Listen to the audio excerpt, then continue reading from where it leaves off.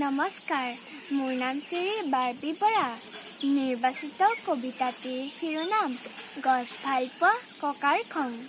কবি ডক্টৰ ভৱেন্দ্ৰনাথ শইকীয়া। ভাল পালোঁ ৰঘুনাথ, তুমি মোক পুতেৰাৰ বিয়ালৈ মাতিলা।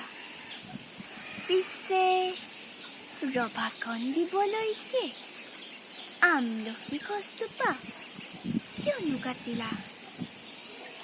আলহী অতিথি যাব, ৰভা নাইকিয়া হ'ব। বোৱাৰীয়ে ঘৰখন দিবহি পুৰাই। পিছে কোৱাচোন ৰঘুনাথ, আমলখি গছজোপা সহজতে পাবানে ঘূৰাই? দৰাটিক মাতাচোন, এজোলোকা আশীৰ্বাদ দিওঁ আৰু যাওঁ। গছজোপা কটা বাবে লুচি ভাজি ৰসগোল্লা একোকে নেখাওঁ।